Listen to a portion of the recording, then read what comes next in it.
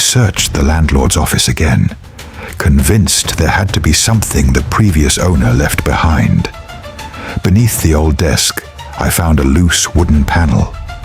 Hidden inside was a weathered leather journal, wrapped in faded black cloth. The pages smelled of smoke and mildew. The first line made my blood run cold. To the next landlord. If you found this, the building has already chosen you. Every page described another failed escape. The previous landlord had tried burning the ledger, demolishing the apartments, calling priests, police, even the military. Nothing worked. Then I reached a page covered with shaky handwriting. I finally learned the truth. The building doesn't feed on death. It feeds on replacement. Below it, someone had scratched the paper so deeply it almost tore apart. It always gives the landlord a choice. I turned to the final page.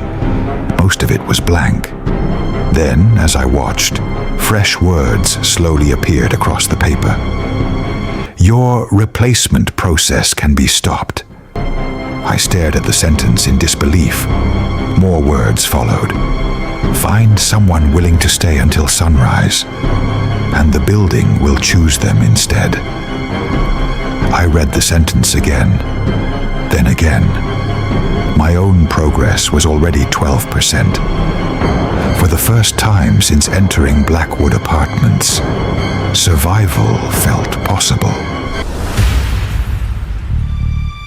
I slammed the journal shut. There had to be another way. I refused to believe the only path to survival was sacrificing another human being. But as I reached for the ledger, fresh ink spread across its pages.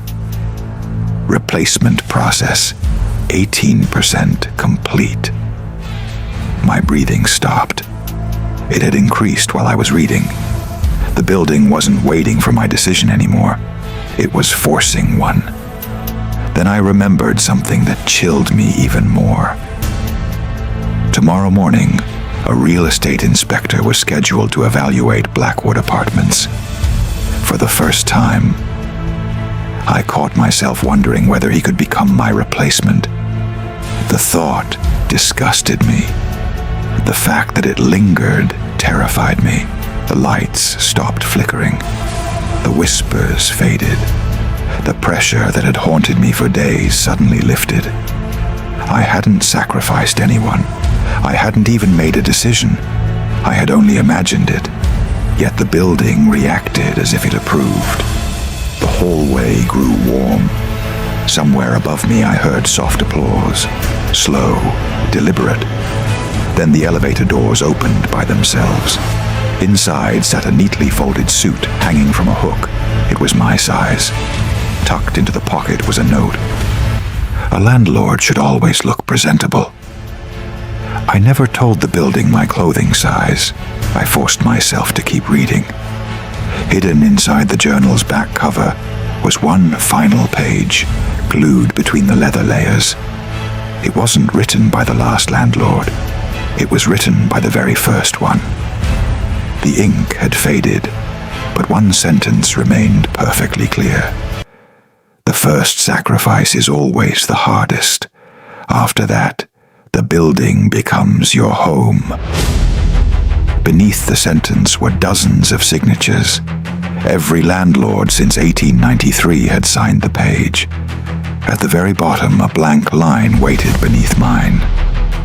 As I watched, my name slowly began writing itself without my hand ever touching the pen. A loud knock echoed through the front entrance. 3 slow knocks. Exactly at midnight. I checked the security monitor. A young man stood outside the gates holding a backpack and a folded letter. He looked exhausted, lost, desperate. The envelope in his hand read, "Inheritance Notice." Before I could move, the front door unlocked itself. Then the ledger opened to a fresh page. At the top, only one sentence appeared. "Your replacement has arrived." I looked toward the front entrance. And for the first time, I didn't run to stop the building. Drop your comment and watch the next episode. Don't forget to like, share, and subscribe to Tales of Karma for more interesting stories.